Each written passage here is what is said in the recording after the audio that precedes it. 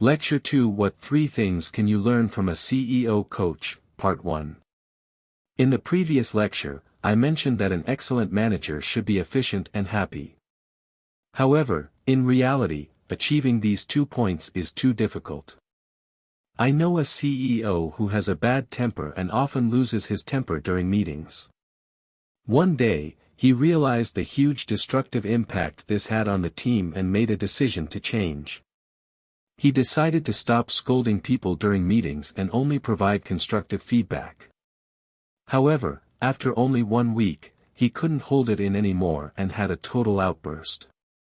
He then returned to his original management style. You can imagine that during that week of suppressing his natural tendencies, his management was neither efficient nor happy. Not letting your temper harm the team's enthusiasm is a simple management problem, but you will find that it is still difficult to handle.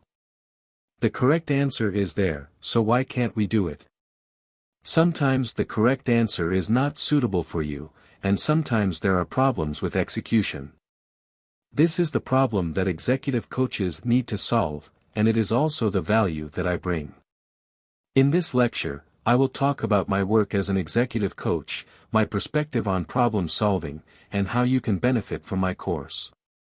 In other words, how can you use me in this course to your advantage? 1. Act as a mirror and illuminate the blind spot. As a mirror, my first role is to help managers objectively see themselves, just as we need to look in the mirror to tidy up our appearance before going out. Secondly, I reflect light into the darkness, allowing clients to see problems from a fresh perspective. In summary, I help managers see their blind spots. What are the typical blind spots that managers have? The most important ones are twofold. The first is, not seeing themselves as part of the problem. A CEO once complained that he offered the highest salary in the industry, so why were his employees not satisfied and even found a job with lower pay and further from home? I asked him to imagine that I was him and he was the employee, and I imitated his tone to chat with him about work. After the imitation, I asked him, "How do you feel?" He finally realized that his communication style could put others under so much pressure that they even felt suffocated.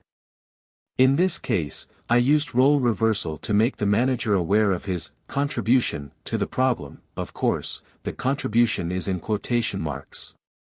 Only when managers see how they become part of the problem can they become part of the solution.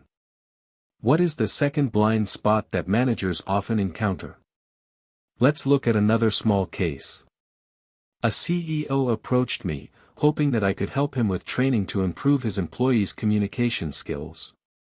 I asked him, "Why do you want to improve their communication skills?" He told me, "Because our team's communication is not smooth, resulting in work going back and forth, and efficiency is low."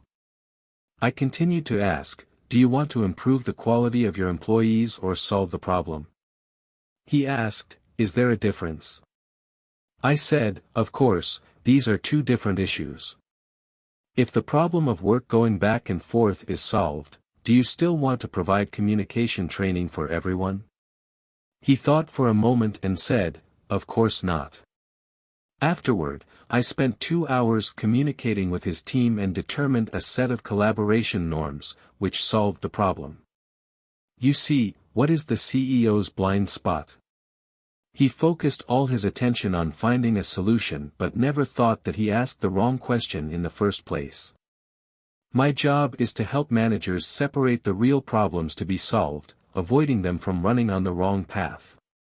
As an executive coach, I will not give clients specific answers because I believe that no one knows their team and industry better than managers themselves. Therefore, only they can find the most suitable answer, and the process of finding the answer is their growth process. What you can learn from me is actually this mirror method.